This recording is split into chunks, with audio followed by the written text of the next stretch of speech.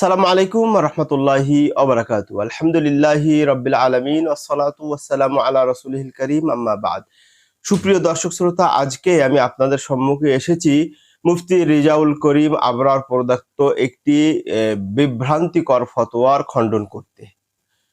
আমাদের বন্ধুবর মুফতি রেজাউল করিম আবরার একটি ফতোয়া দিয়েছেন যে নাবালেগ বাচ্চার মানে ইমামতি করা নাজায়েজ। তিনি দেওবন্দি ফতোয়া, ফতোয়া আলমগীরি সহ বিভিন্ন ফতোয়া উল্লেখ করেছেন। আসলে হানাফি মাযহাব তথা এই দেওবন্দীদের যে ফতোয়া, এই ফতোয়াটি মানে কোরআন সুন্নাহ বিরোধী, সাংঘর্ষিক এবং এটা একটা ভ্রান্ত ফতোয়া।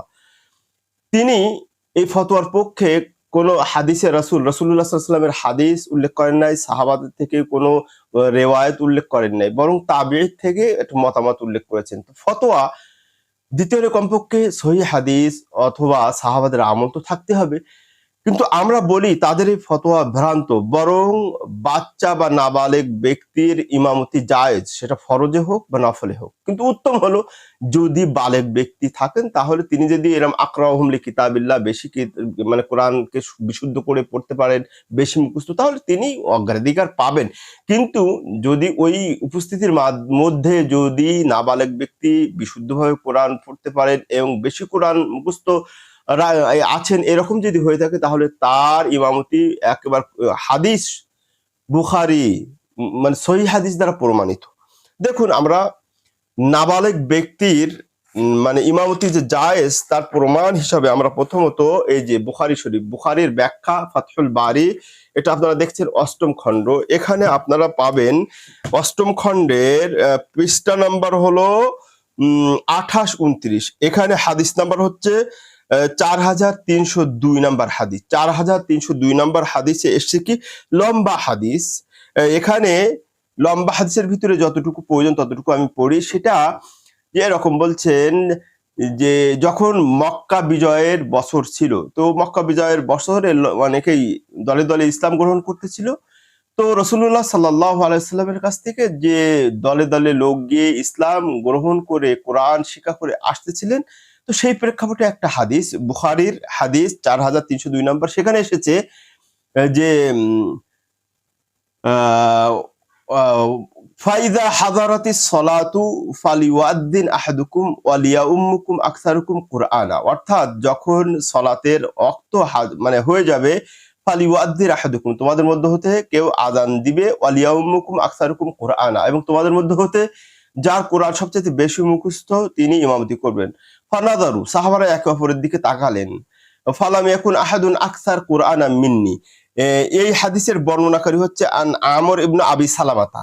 ইনি বলছেন, ইনি একজন সাহাবী, ইনি বলছেন যে যখন সব সাহাবীরা একে অপরের দিকে দেখা দেখি শুরু করে, আমাকে ব্যতীত, অর্থাৎ এই আমর ইবনে আবু সালেমা ব্যতীত আর কাউকে পেলেন না যে বেশি কোরআন, বিশুদ্ধভাবে কোরআন পড়তে পারেন। এবার কি করলেন?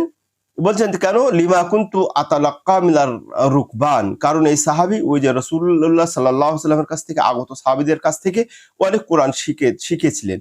এবার কি করলেন? ফাকাদ্দামুনি বাইনা আইদিহিম, ওই সাহাবী আমর ইবনে সালিমাতা বলছে যে আমাকে ওই মানে উপস্থিত সাহাবীদের মধ্যে হতে আমাকে ইমামতির জন্য আগিয়ে দিলেন। ওয়া আনা ইবনু সিত্তু আও সাবউ সিনিন, আমি সেই সময় ৬-৭ বছরের নাবালক ছেলে।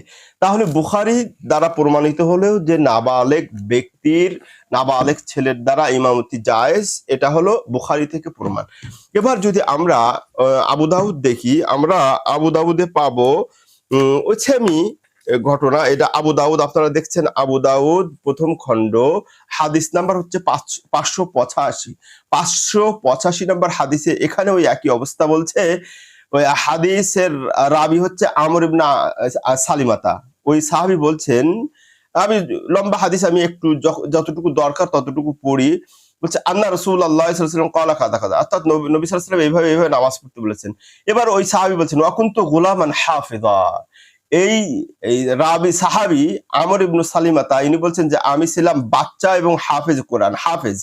ফাহাফিজতু মিন যালিকা কুরআনান কাসীরা, আমি অনেক কোরআন মুখস্থ করেছি। ফান্তালাকা আবি ওয়াফিদান ইলা রাসূলিল্লাহ সাল্লাল্লাহু আলাইহি ওয়াসাল্লাম, যে আমি আমার পিতা রাসূলুল্লাহ সাল্লাল্লাহু আলাইহি ওয়াসাল্লামের কাছে গেলেন এবং অন্যান্য মানুষ সবাই গেলেন, গিয়ে অনেক কিছু শিখলেন। এবার বলছেন যে ওয়া কুনতু আকরাউহুম লিমা কুনতু আহফাযু, বলছে আমি ওই বিভিন্ন সাহাবীদের কাছ থেকে, রসুলের কাছ থেকে আগত সাহাবীদের কাছ থেকে আমি কোরআন অনেক শিখেছিলাম, মুখস্থ করেছিলাম। ফাকাদ্দামুনি, আমাকে তারা ইমামতির জন্য আগে বাড়িয়ে দিলেন। ফাকুনতু আউম্মুহুম, আমি তাদের ইমামতি করলাম। তাহলে আমরা বুখারীর হাদিস দেখলাম, আবু দাউদের হাদিস দেখলাম। এবার নাসাই, আপনারা দেখছেন সুনানে নাসাই প্রথম এবং দ্বিতীয় খণ্ড একসাথে, এখানেও আপনারা দেখবেন ওই একই হাদিস। নাসাইতে এসছে হাদিস, হাদিস নাম্বার হচ্ছে 788। অধ্যায় হলো ইমামাতুল গোলামি কাবলা ইয়াহতালিম, অর্থাৎ বাচ্চা নাবালেগ হওয়ার আগে ইমামতি করতে পারবে কিনা সেই অধ্যায়। সেখানে ওই একই হাদিস, একই রাবি, সেটা হচ্ছে আন আইয়ুবা কাল হাদ্দাসানি আমর ইবনু সালিমাতা, উনি বলছেন যে কানা ইয়ামুরু আলাইনা রুকবান, ওই একই হাদিস, যে সাহাবীরা অর্থাৎ রসুলের কাছ থেকে আগত কিছু সাহাবীরা আমাদের আমার কাছ দিয়ে যেতেন, আমাদের কাছ দিয়ে যেতেন। তো আমি তাদের কাছ থেকে অনেক কোরআন শিখেছিলাম। এবার বলছেন যে ইন্না রাসূলুল্লাহ সাল্লাল্লাহু আলাইহি ওয়াসাল্লাম ক্বাল লা ইয়াউম্মুকুম আকতারুকুম কুরআনা, নবী সাল্লাল্লাহু আলাইহি ওয়াসাল্লাম বলেছেন যে তোমাদের মধ্যে সবচেয়ে কোরআন যে বেশি জানে তিনি ইমামতি করবেন। ফানাযারু, তারা সকলে নামাজের টাইম হয়ে গেছে, একে অপরের দিকে তাকাচ্ছে।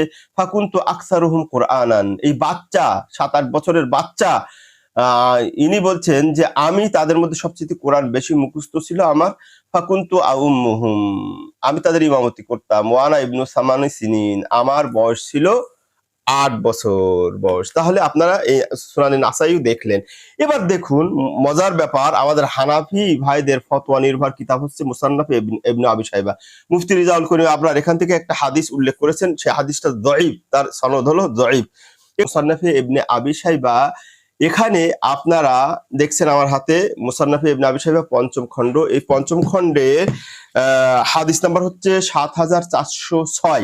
এখানে অধ্যায় কায়েম করেছেন ফির রজুলি ইয়াউমুল কওমা ওয়া হুয়া ইয়াকরাউ ফিল মুসহাফ, অর্থাৎ কোন কওমের, কোন জাতির ইমামতি করবে মুসহাফ দেখে দেখে, কোরআন পড়ে পড়ে। তো এখানের হাদিস নাম্বার হলো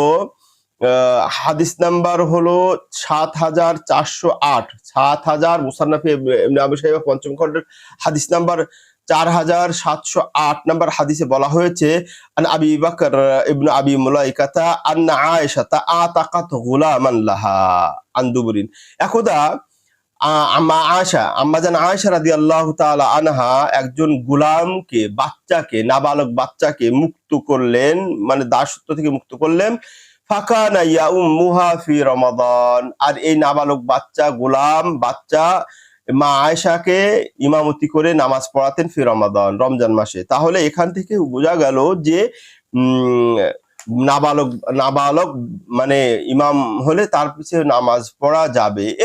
এবার আমরা আর একটা হাদিস দেখব, সেটা হলো, সুপ্রিয় দর্শক শ্রোতা, আপনারা আমার কাছে দেখছেন মুসান্নাফে ইবনে আবি শাইবার 3 নাম্বার ভলিউম। এখানে এই ভলিউমে বাব বাব মানে কি অধ্যায় রচনা করা হয়েছে ফি ইমামাতিল গোলামি কাবলা ইয়াহতালিম, অর্থাৎ কোন বাচ্চা নাবালেগ হওয়ার আগে তার ইমামতি করার অধ্যায়। এখানে 3538, 3539 নাম্বার হাদিসে কি বলা হয়েছে? বলা হচ্ছে যে আন হুম্মাম আন আবিহি আন্নাল আশআস কাদ্দামা গুলামান ফাকিলা লাহু, যে একদা আল আশআস তিনি একজন গোলাম বাচ্চাকে ইমামতির জন্য আগিয়ে দিলেন। ফাকিল আলাহু, তাকে বলা হলো কেন আপনি বাচ্চাকে আগিয়ে দিলেন? ফাকাল, তিনি উত্তর বলেন ইন্নামা কাদ্দামতুল কুরআন, আমি যে বাচ্চাকে ইমামতি, নাবালক বাচ্চাকে ইমামতি করতে দিয়েছি এর কোরআনের কারণে। তারপরে 3589 নাম্বার হাদিস, সেখানে বলা হয়েছে লাম্মা কাদ্দামাল আশআস কাদ্দামা গুলামান, মানে আশআস রাদিয়াল্লাহু তাআলা আনহু তিনি কি করেছেন? একজন গোলামকে আগিয়ে দিলেন। ফাআবু যালিকা আলাইহি, এই কারণে লোক তাকে একটু নিন্দা করতে শুরু করলেন। ফাকালা, তখন আশআস রাদিয়াল্লাহু তাআলা বলেন মা কাদ্দামতুহু ওয়ালাকিন্নী কাদ্দামতুল কুরআন, আমি তাকে, বাচ্চাকে, নাবালক বাচ্চাকে আমি আগে দেইনি, আমি কোরআনকে দিয়েছি। তাহলে এখান থেকে বোঝা যাচ্ছে যে নাবালক বাচ্চার ইমামতি করা যায়। এবং এই মুসান্নাফে ইবনে আবি শাইবার 3540, 3541 নাম্বার হাদিসে কি বলা হয়েছে দেখেন, আন ইব্রাহিম মানে হানাফিদের মাসলার অধিকাংশ তথ্য বা উৎস থাকে আন ইব্রাহিম ইবনু আলকামাতা। তিনি বলছেন কাল লা বাসা আইয়া উম্মাল কওম ক্বাবলা ইয়াহতালিমা, বলছে বাচ্চারা নাবালেগ হওয়ার আগে ইমামতি করাতে কোনো সমস্যা নেই। এবং এমনি ভাবে আনিল হাসান রাদিয়াল্লাহু তাআলা আনহু, মানে হাসান বসরি রাদিয়াল্লাহু তাআলা قال লা বাসা আইয়া উম্মাল গুলাম ক্বাবলা ইয়াহতালিম, বাচ্চারা হাসান আল বাসরি বলেছেন বাচ্চারা নাবালেগ বাচ্চারা যদি বালেগ হওয়ার আগ পর্যন্ত ইমামতি করে কোনো সমস্যা নেই। সুপ্রিয় দর্শক শ্রোতা, আমি আপনাদেরকে আরো কিতাব থেকে দেখাতে পারবো, বিভিন্ন ফতোয়া দেখাতে পারবো যে নাবালেগ বাচ্চার ইমামতি জায়েজ, কিন্তু আমাদের ওই সমস্ত ভাইরা মুফতি রিজাউল করিম আবরার সহ এই সমমানের লোকেরা তারা হাদিসকে প্রাধান্য দেন না, রসুলের হাদিসের প্রতি বিন্দু মাত্র মহাব্বত নেই। এই জন্য তারা তাদের মাযহাবের ফতোয়া, তাদের ইমামের মানে মস্তিষ্ক প্রসূত ফতোয়া এগুলোকে প্রাধান্য দেন এবং এই সহিহ ফতোয়াকে বলছেন বিভ্রান্ত এবং নাজায়েজ। মানে হাদিস দ্বারা প্রমাণিত হলো জায়েজ আর তারা নাজায়েজ বলছে। আল্লাহ আমাদেরকে হেফাজত করুন, আমাদেরকে সহিহ সুন্নাহর সাথে রসুলের সাথে থাকার তৌফিক দান করুন এবং যারা এই বিভ্রান্তকর ফতোয়া দিচ্ছে তাদেরকে সহিহ সামাজ দান করুন, সঠিক হিদায়াত দান করুন। আমিন।